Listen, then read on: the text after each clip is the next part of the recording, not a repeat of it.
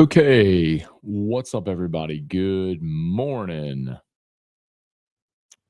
Welcome to a Tuesday edition of Morning Scone presented by Brock, the Baton Rouge Orthopedic Clinic, Parish Construction and Roofing. Need an orthopedic, go to Brock. Need a roof, you call Parish. Unique Physique, uniquephysique.com. Restored Motions, restoredmotions.com. All of our great sponsors are linked in the description on YouTube and tagged on Facebook. So thanks for being here with us.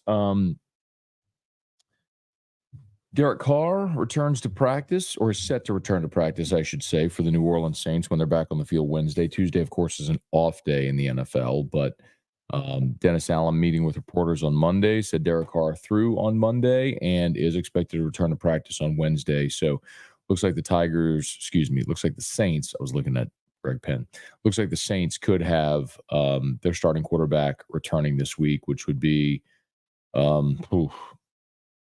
in the nick of time, I suppose, because not that you're really playing to salvage anything this season, but if you lose to Carolina, people keep asking about rock bottom, this or that. You lose to this Carolina team, that's rock bottom. I mean, that's the worst team in the NFL. As bad as the Saints are, you're a 5.5 point favorite over Carolina. So, yeah. So Derek Carr should return this week. And I've been consistent, y'all. My feeling on Carr has always been he is a good, not great starting quarterback, but a starting quarterback in the NFL. He's a low teens, upper 20s starting quarterback in the NFL. And when he got hurt, I said, obviously, nobody wants to see anybody get hurt. There's just a human element of that. But as far as your competency this year, you are not better without Derek Carr. Like, you're not better with Rattler. You're not better with Haener than you would be with Derek Carr. Now, you're still not going to be good, but Carr gives you, your 11-year veteran gives you a better chance to win than either of those guys. So you'll be better with him back. You're still not going to be good, and you're not going to the playoffs or anything, but Carr should return this week. At least that's what Dennis Allen said the expectation is when he met with reporters on Monday. And then how about LSU opening as a slight favorite over Alabama, about 1.5 points. I'll go in a lot of detail on that on today's episode of Locked on LSU. So when we're done here, if you would go check out Locked on LSU, that'd be awesome. Favorite podcast app, YouTube, just type in Locked on LSU. And it makes sense, by the way. LSU's at home, and it's one of those matchups that makes sense. Not only has LSU been really good at home, but Alabama has struggled defensively at times this year. And you give LSU 2 weeks to prepare for Jalen Milroe's running ability, you feel good about it. I'll remind you, it wasn't Milroe's arm that beat you last year. It was his leg. He ran 20 times, like 157 yards. He ran for 4 touchdowns last year. So do what every team since Georgia has done, which is basically said, we are going to make you throw the football. We are going to crowd the line. We are going to stop the run. We're going to make you throw the football. So that's got to be the plan. Tigers, 1.5 point favorite over Bama. Okay, let's say some good morning, y'all. Please smash the like button if you would. Subscribe to the channel, Facebook, like the page, share the post. Hey, Christian, good morning. Trivia Carter, good morning. Brian Wynn, Kelly Gross, Go Joe, Spurge, what up, dude? Cortland, good morning. Dre Marceau, what do you think LSU's ceiling is now? Dre, I don't think the ceiling has changed. Now, remember, ceiling is like, what's the best case, the highest you could reach? Do you think LSU can beat Bama? I mean, they're favored. Can LSU go to Florida and win? They'll be favored. Can LSU beat Vanderbilt and Oklahoma and Baton Rouge? They'll be favored. So, yeah, ceiling. Okay, I'm not saying what will happen. You're asking ceiling. Well, you win those 4 games, you go 10-2, you make the playoff. And then you let the chips fall where they may. As a 10-2 team, are you a 6, 7, 8 seed and you get a home game? Or are you 9, 10, 11 and you're traveling in the first round? And then it depends on matchup if you can advance. And then it's just matchups at that point. So what's their ceiling? I mean, I think their ceiling is they go 10-2, make the playoffs, see how the the matchups fall and see how far you can advance. I mean, that's the ceiling. What's the floor? I think the floor is you go 2-2 in your final 4 games. You finish 8-4 and go to the Texas Bowl. I think that's the floor. Cody, morning, Matt. Great rant on the Saints. Who would you rather as your GM, Loomis, or what I suffer through as a Cowboys fan with Jerry Jones as your GM? See, here's the thing, Cody. Jerry Jones, I can at least give him credit for this. The Cowboys have been contenders. No, they haven't won in the playoffs, which stinks, but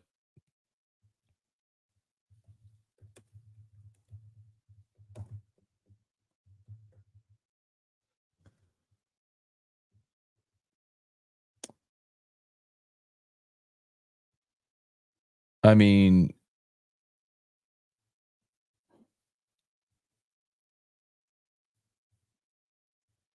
sorry. Like, I know this year isn't going how y'all want, but 12-5, 12-5, 12-5 the last 3 years. 22, the COVID year was 6-10. 8-8 in 2019, 10-6, 9-7, 13-3. Hit a 4-12, 12-4. I mean, then you had a rough run. 8-8,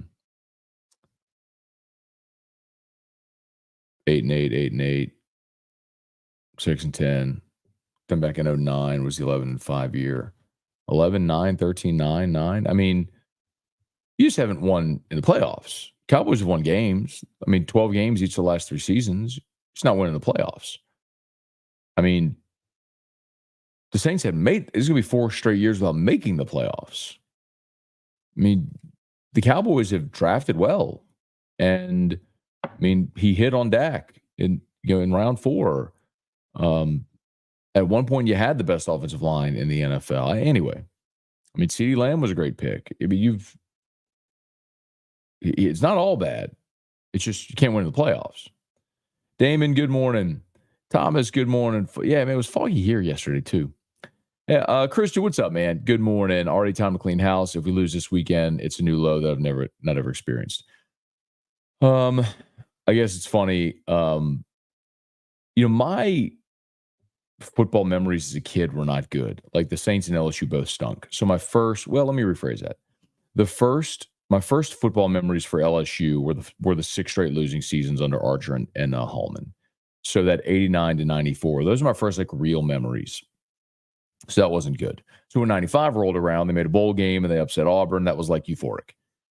The Saints, when I was that age, that was Bobby Hebert, Dalton Hilliard, Eric Martin, Dome Patrol. So the Saints were good.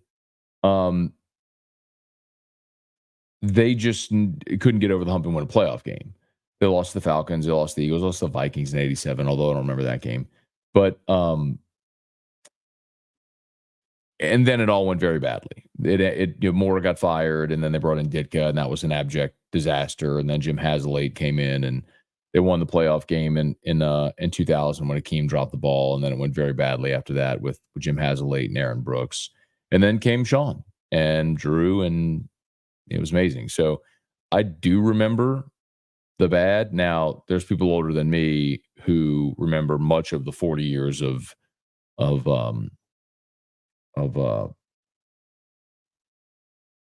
ineptitude of the New Orleans Saints before Breeze and Peyton showed up.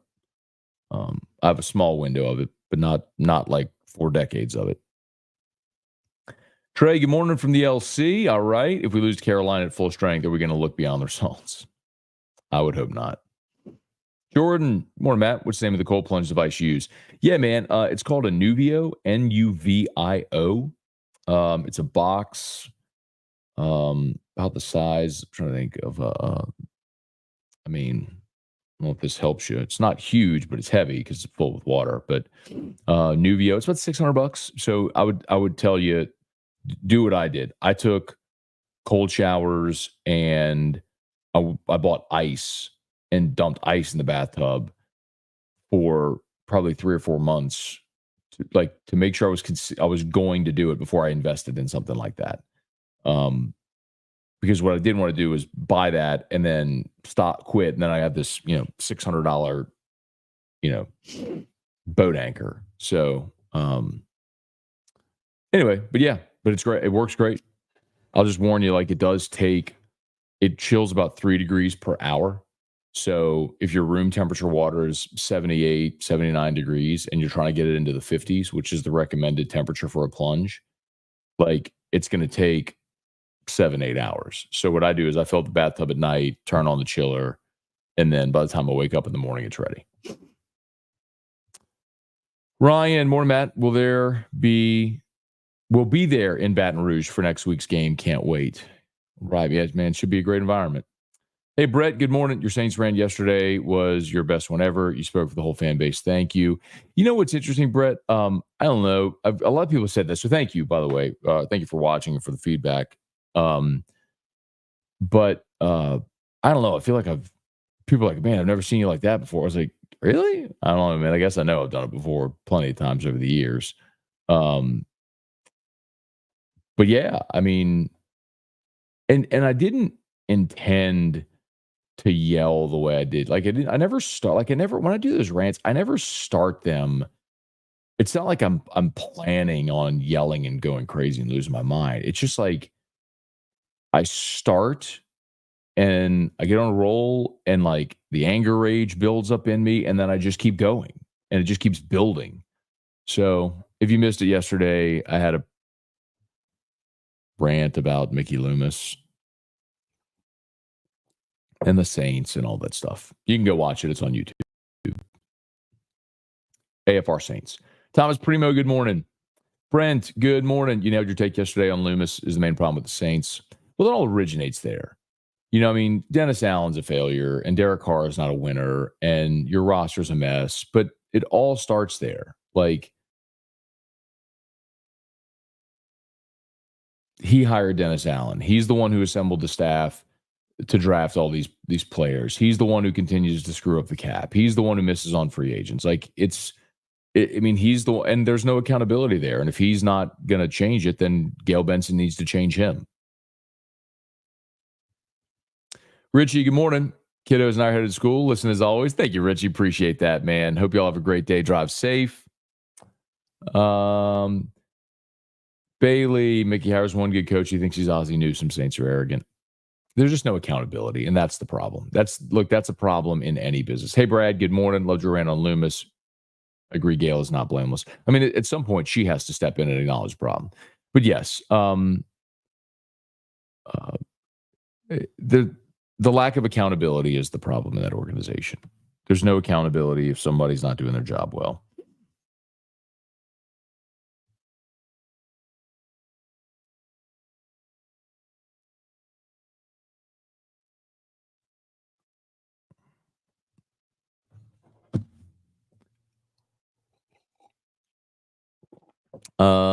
Willer Nash woke up. DA still not gone.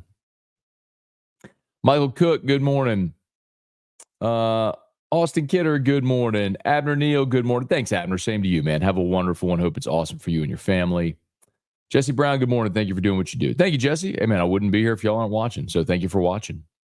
Ryan Balote. Morning, Matt. Got my first appointment scheduled with Crystal. There you go, man. Ryan, you got to let me know how it goes, man. I'm telling you, go with an open mind. Just understand that it's probably going to be, it's not a massage. This isn't, a relaxation massage. She's going to work you. And you may need some Advil when you're done. You may be a little because she gonna work you. But I'm telling you, whatever it is that you're dealing with, back, neck, knee, it doesn't matter. Whatever pain you're dealing with, I'm telling you, she's going to find the root of it and she's going to work it out of you. I promise you. Brad, what made Hanny not finally decide to do the show on YouTube? Well, actually, the first one was Friday. And me, because there's no reason not to do video. So I've been asking them forever to do the show on video. It's just challenging when they're on remote because they don't want to do the video setup. It's because when you're on remote, there's just a lot. There's a lot going on when you're on remote, and they're on remote every day. And so I had to find them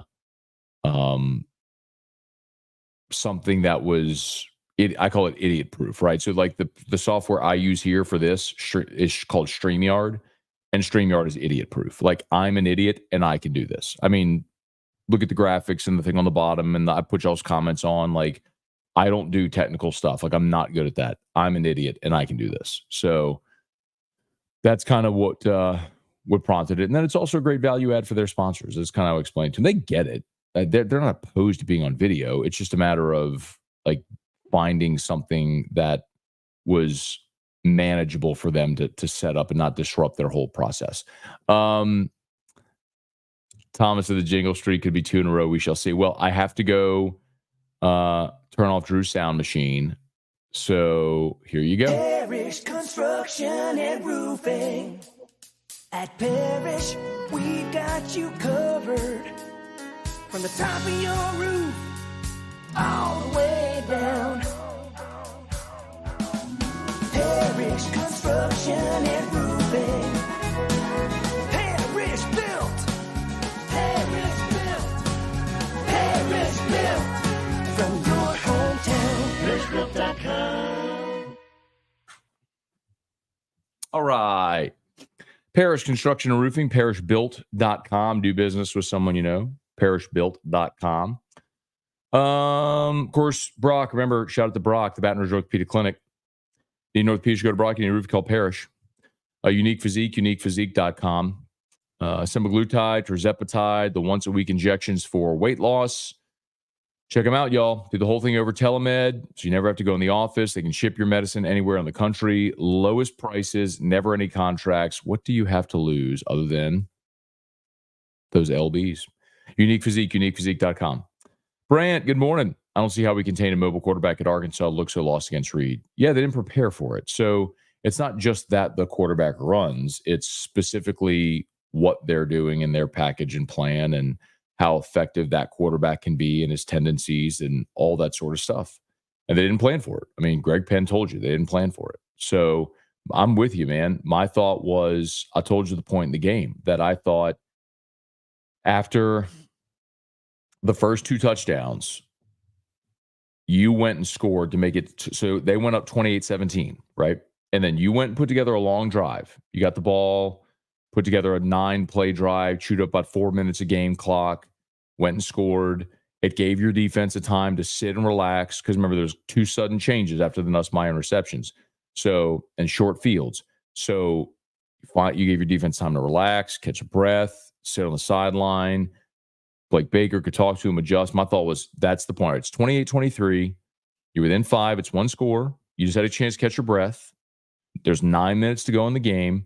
Like, go get a stop. Go get a stop. Get the offense the ball back, score, take the lead, and get out of there with a win. And the first play of the ensuing drive was the 50-yarder down the seam. And they were in the end zone 3 plays later. So, and then it was over. Nuss threw it, the 3rd interception, it was over. So, yeah, man. Even in game, you didn't adjust. So, very disappointing. Let's see. Cajun Country. Is Mrs. Benson really aware of how bad things are? Does Loomis have some kind of mind control power? Michael Sumner Drew is the greatest. Thank you, man. I assume you mean Drew, my son Drew. Yeah, I mean Drew Breezo. Walter, as Saints fan, I know people overanalyze Dak in ways they don't do other quarterbacks only because he is the Dallas Cowboys quarterback. That's true. Dak wins a lot, man. He just hasn't won in the playoffs, which is the metric by which everyone ultimately is judged. But because he wins a lot of games and is a quarterback of the Cowboys, he's held to that standard. Same thing with Romo before him. It's because everybody talks about Dallas because Dallas gets a lot of eyeballs and attention, and you got to win in the postseason. He doesn't. So that's the problem. Jackson Howard, hope we lose every game. To be honest, being 500 again is the worst case scenario. Yeah, they're not going to go 500, man. Because listen, just look at the rest of the schedule.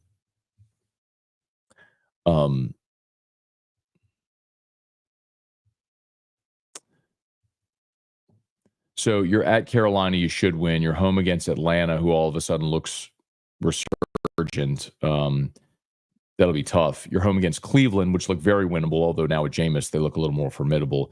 I don't think you're beating the Rams. You got to play at the Giants. It's December the 8th, so it'll be a cold weather game. We'll see. The Giants aren't good, but we'll see.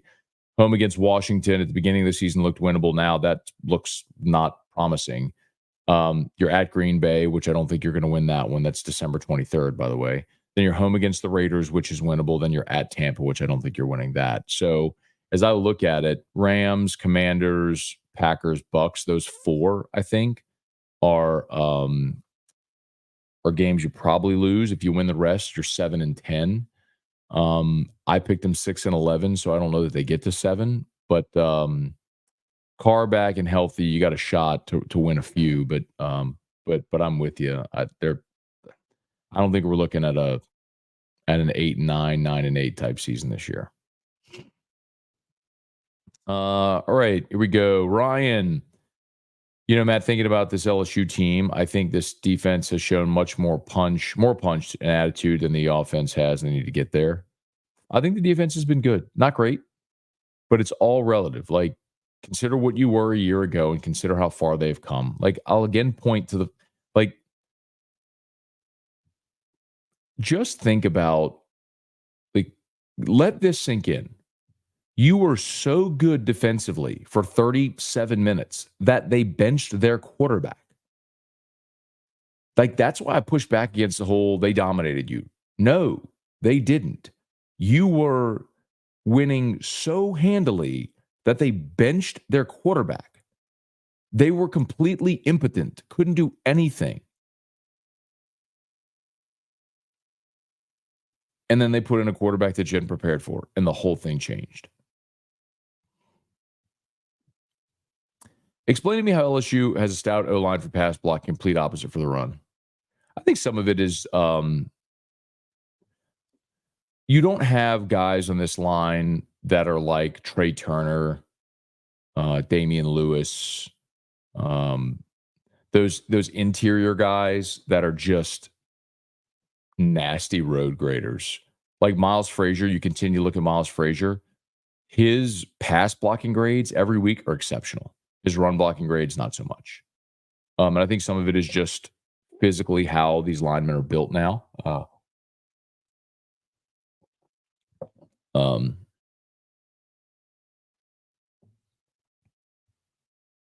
Austin, I'm an old and abused enough Saints fan to remember that we want Jake game 2.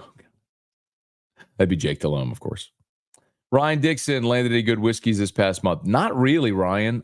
Candidly, I haven't been super on the hunt. I will tell you this. I don't know if he would want me to mention it, but one of our regulars at Don Juan, who's an awesome dude, did bring me a bottle of E.H. Taylor small batch to Don Juan on Saturday, which was awesome and generous, and I'm fired up for it. So I don't know if he would want me to say it, but he knows who he is. He might be watching right now. Rocky, good morning. Hey, Rex, good morning. Patrick, what up? Tony, good morning. Brent, don't you think LSU could use more screen options? Wheelroutes, they do. Look, I mean, the third interception was a middle screen on my notebooks at work. I mean, golly, but the second down play before the second missed field goal was a screen to Caden Durham that he dropped. I mean, they do, man. They do. It's like some of it they haven't executed. Some of it Nuss doesn't throw. I'd recommend y'all go watch Hannycast. I don't know if y'all have any interest in this, but so Hannah Griffin, Richard Dixon do a film study podcast called the Hannycast. It's on YouTube. Just search Hannycast. Hannycast, and they break down 5-10 plays, something like that. And one of them was the deep ball to the right that was incomplete for Chris Hilton. If you remember, it was where they took a shot where kind of Hilton mistimed his jump, not the one in the end zone, the one down, the deep shot down the right sideline.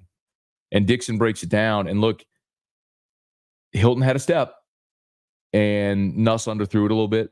and Hilton mistimed his jump. So it was just timing was off a little bit. But if you go back and watch the play and there's the end zone view, Aaron Anderson is wide open. And when I say wide open, I mean wide open. He ran it out. The defender went in. Anderson went out. And I'm telling you, if Nuss just throws it to Aaron Anderson on the right side, Aaron Anderson runs for 30, 40 yards. Easy. I mean, there is nobody near him. Nobody near him. And Nuss took the deep shot. So, you had that short route set up where there was nobody there, but you got to throw that ball. Now, if Nuss hits the deep shot, we're going, man, it's awesome. Chris Hilton, you get him involved, deep shot, kill shot. LSU's up 10 at that point. It was a 1st and 10 play. You took a shot on 1st and 10. Anyway,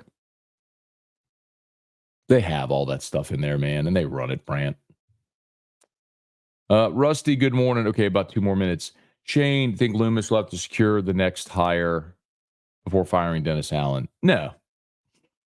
It's not like that in the pros. In college, it's like that. In the pros, it not so much.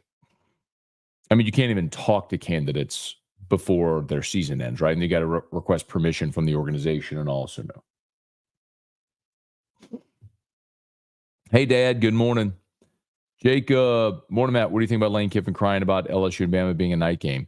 Jacob, I think you should go watch Locked on LSU as soon as this ends, because that is the first segment of Locked on LSU today.